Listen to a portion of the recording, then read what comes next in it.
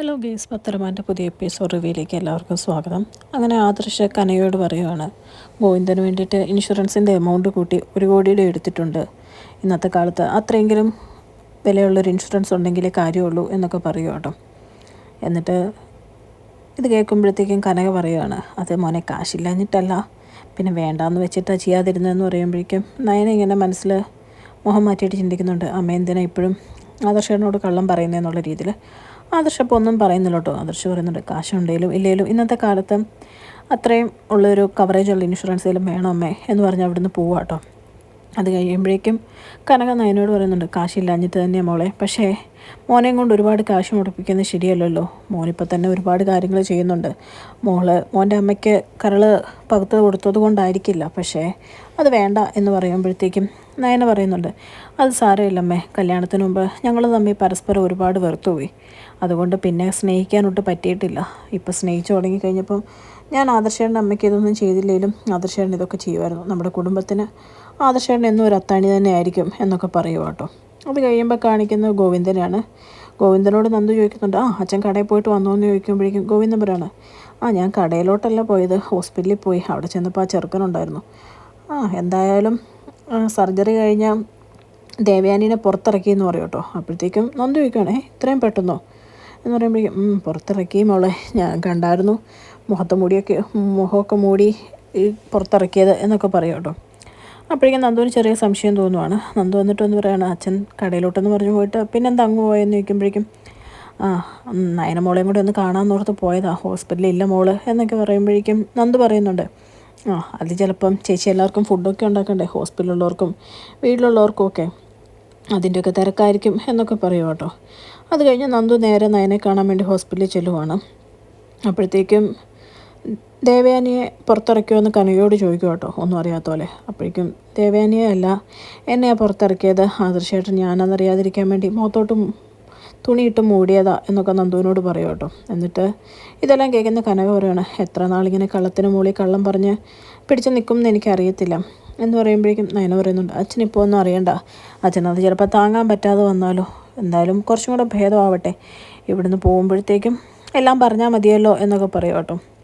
ആ സമയത്ത് നന്ദു പറയുന്നുണ്ട്, എന്തേലുമൊക്കെ ആയിക്കോട്ടെ, പക്ഷേ ഇനി ആ വീട്ടിലുള്ളവർ ചേച്ചീനെ കുറ്റപ്പെടുത്തി കഴിഞ്ഞാൽ ചേച്ചി അവിടെ കടിച്ചു തൂങ്ങി നിൽക്കരുത്. ആദർശേട്ടന് എന്തായാലും ചേച്ചീനെ ഇപ്പോൾ ഇഷ്ടമാണ്, ഉപേക്ഷിച്ചൊന്നും കളയില്ല. ചേച്ചി നമ്മുടെ വീട്ടിൽ വന്ന് നിന്നോ, അവിടെ ആകുമ്പോൾ സന്തോഷവും സമാധാനവുമായിട്ട് നിൽക്കാമല്ലോ എന്ന് പറയും കേട്ടോ. അത് കേൾക്കുമ്പോൾ കനകയൊന്നും പറയുന്നില്ല. പക്ഷെ നയന പറയുന്നുണ്ട്, അങ്ങനെ നമ്മൾ നമ്മുടെ ഇഷ്ടം മാത്രം നോക്കിയാൽ മതിയോ, അവിടെ ഒരുപാട് പേര് എന്നെ ആശ്രയിച്ച് നിൽക്കുന്നവരുമുണ്ട്, എന്നെ സ്നേഹിക്കുന്നവരുമുണ്ട്, അപ്പോൾ അവരെയൊക്കെ നമ്മൾ തനിച്ചാക്കാൻ പാടില്ലല്ലോ എന്നൊക്കെ പറയും കേട്ടോ. ഇതൊക്കെ കേൾക്കുമ്പോൾ നന്ദുവിനൊന്നും പറയാൻ പറ്റുന്നില്ല. അത് കഴിഞ്ഞ് കാണിക്കുന്നത് ആദർശിനെ തന്നെയാണ് കേട്ടോ. അവർ രണ്ടും തിരിച്ച് വീട്ടിലോട്ട് പോവുകയാണ്. അപ്പോഴത്തേക്കും കനക പറയുന്നുണ്ട്, എന്തായാലും 41 ഇനിയിപ്പോൾ അവർ പോകാൻ സാധ്യതയില്ല, മണ്ഡലകാലത്തിലോട്ട് ശബരിമലയ്ക്ക് പോകാൻ സാധ്യതയുള്ളൂ എന്നൊക്കെ പറയുമ്പോഴേക്കും നയന പറയുക, അപ്പോഴത്തേക്കും എനിക്കൊന്ന് പുറത്തോട്ട് വരാൻ പറ്റിയാൽ മതിയായിരുന്നു, എനിക്കും എല്ലാം സഹായിച്ചു കൊടുക്കണം എന്നൊക്കെ ആഗ്രഹമുണ്ട് എന്നൊക്കെ ഇങ്ങനെ പറഞ്ഞ് ആകെ വിഷമിച്ച് കിടക്കുവാണ് കേട്ടോ. ആ സമയത്ത് മുത്തശ്ശി ജാനകിയോടും ജലജയോടും പറയുകയാണ്, നയനമോൾ ഇപ്പോൾ ഇവിടെ ഇല്ലാത്തതുകൊണ്ട് മുത്തച്ഛൻ്റെ സമയത്തൊരു ചായ പോലും കിട്ടുന്നില്ല എന്ന് പറയുമ്പോൾ ജാനകി പറയുന്നുണ്ട്, അതെങ്ങനെയാമേ, ഒരാളല്ലേ അടുക്കളയിൽ കയറുന്നുള്ളൂ എന്ന് പറയുമ്പോഴേക്കും ജലജ ചോദിക്കുക, അതെന്താ നീ അങ്ങനെ പറഞ്ഞേ, ഞാനെന്താ നിന്നെ സഹായിക്കുന്നില്ലേ എന്ന് ചോദിക്കുകയാണ്. അപ്പോഴേക്കും ഇവരുടെ തർക്കം കണ്ടിട്ട് മുത്തശ്ശി പറയാണ്, ഇനി രണ്ടുപേരോട് തർക്കിക്കുകയൊന്നും വേണ്ട, നയനമോളുണ്ടായിരുന്നപ്പോൾ ഈ ബുദ്ധിമുട്ടൊന്നും ആരും അറിഞ്ഞില്ലായിരുന്നല്ലോ, എല്ലാവർക്കും നല്ല സുഖമല്ലായിരുന്നോ, മുത്തശ്ശൻ പരാതിയൊന്നും പറയുന്നില്ല എന്നും വെച്ചുകൊണ്ട് നിങ്ങൾ രണ്ടും കറക്റ്റായിട്ടാണ് കാര്യങ്ങൾ ചെയ്യുന്നതെന്നൊന്നും ഓർക്കണ്ട, എനിക്ക് കാലിനും മുട്ടിനും തീരെ വയ്യാത്തതുകൊണ്ടാണ് അടുക്കളയിൽ വന്ന് നിൽക്കാത്തത് എന്നൊക്കെ പറയും കേട്ടോ. ഇതൊന്നും കേൾക്കുന്ന ജലജയ്ക്കും ജാനകിക്കും തീരെ ഇഷ്ടപ്പെടുന്നില്ല. ജാനകി അപ്പോൾ പറയുന്നുണ്ട്, അവൾ അടുക്കളയിൽ കയറിയ ഓരോ ആൾക്കാർ ആശുപത്രിയിലായത് എന്നിങ്ങനെ പറയും കേട്ടോ. ഇത് കേൾക്കുന്ന മുത്തശ്ശിക്കും തീരെ ഇഷ്ടപ്പെടുന്നില്ല. ആ സമയത്ത് അനിയും ആദർശം കൂടെ വീട്ടിലെത്തുവാണ് കേട്ടോ. അപ്പോഴത്തേക്കും എടുത്തടിച്ച പോലെ ജലജയും ജാനകിയും ചോദിക്കുകയാണ്, നയന എന്ന് പറയുന്നവൾ എന്തിനാണ് ഹോസ്പിറ്റലിൽ നിൽക്കുന്നത്, ഐസിൻ്റെ ഫ്രണ്ടിൽ ഒരാൾ നിന്നാൽ പോരെ, ഇവിടുത്തെ പണിയൊന്നും എടുക്കാൻ കഴിയുമല്ലാത്തതുകൊണ്ട് അവിടെ ചുറ്റിപ്പറ്റി നിൽക്കുമായിരിക്കുമല്ലേ എന്നിങ്ങനെ ചോദിക്കും കേട്ടോ. ഇത് കേൾക്കുമ്പോഴേക്കും എനിക്ക് തീരെ ഇഷ്ടപ്പെടുന്നില്ല കേട്ടോ. അനി അപ്പം തന്നെ പ്രതികരിക്കുന്നുണ്ട്. അനി പറയുന്നുണ്ട്, നിങ്ങൾക്ക് അറിയാൻ പാടില്ലാത്ത കാര്യങ്ങളെപ്പറ്റി നിങ്ങൾ സംസാരിക്കണ്ട, ഏട്ടത്തി അവിടെ ചുറ്റിയും പറ്റിയൊന്നും അല്ല നിൽക്കുന്നത്, അവിടെയും പണിയെടുക്കും ഇവിടെയും പണിയെടുക്കും, പിന്നെ നിങ്ങൾ അതിനെപ്പറ്റി കൂടുതൽ പറയേണ്ട കാര്യമില്ല എന്ന് പറഞ്ഞ് അവരെ വിമർശിച്ച് സംസാരിക്കും കേട്ടോ. ഇത് കേൾക്കുമ്പോഴേക്കും ജാനകിയോട് ജലജ പറയാണ്, ദേ നോക്കിക്കേ, സ്വന്തം ഭർത്താവിനില്ലാത്ത രോഷമാണ് അവന്, എന്ന് പറയുമ്പോഴേക്കും ആദർശ് പറയുന്നുണ്ട്, എനിക്ക് നല്ല രോക്ഷമുണ്ട്, പിന്നെ നിങ്ങളോടൊന്നും പറഞ്ഞിട്ട് കാര്യമില്ലല്ലോ എന്ന് പറഞ്ഞ് രണ്ടുപേരും അവിടുന്ന് ദേഷ്യപ്പെട്ട് കയറി പോകട്ടോ.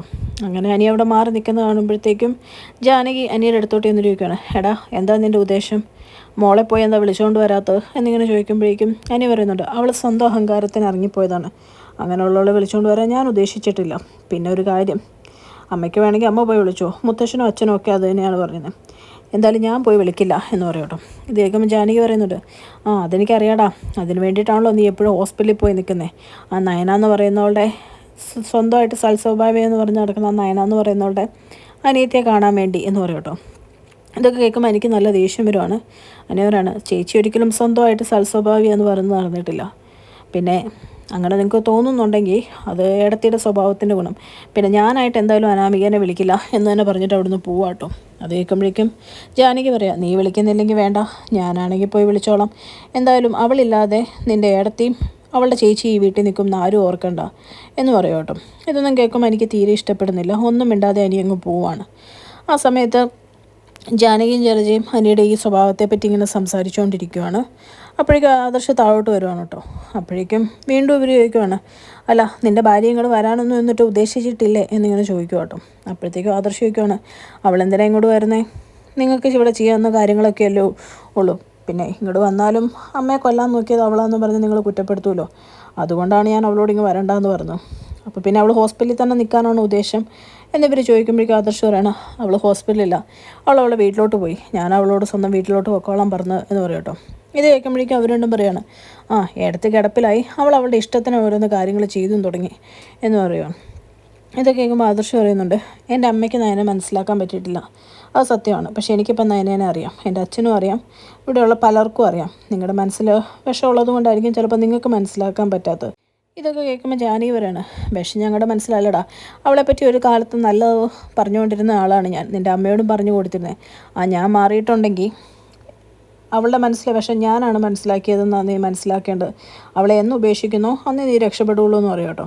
ഇത് കേൾക്കുമ്പോഴേക്കും ആദർശ് പറയുവാണ്, അവളെ ഉപേക്ഷിച്ചിട്ട് എനിക്ക് രക്ഷപ്പെടണ്ട, ഞാൻ എന്തായാലും നയന വന്നിട്ട് കഷ്ടകാലത്തിലോ കഷ്ടപ്പാടിലോട്ടോ പോയിട്ടുമില്ല, നല്ല കാലം തന്നെയാണ് എനിക്കെന്നും, അവൾ വന്നേ പിന്നെ എൻ്റെ ജീവിതത്തിൽ വെച്ചടി കയറ്റുവാണ് എന്ന് പറഞ്ഞ് അവിടെ നിന്ന് നേരെ ഇറങ്ങിപ്പോട്ടോ. ഇതൊന്നും കേൾക്കുമ്പോഴേക്കും ജാനകിക്കും ജലജയ്ക്കും തീരെ ഇഷ്ടപ്പെടുന്നില്ല.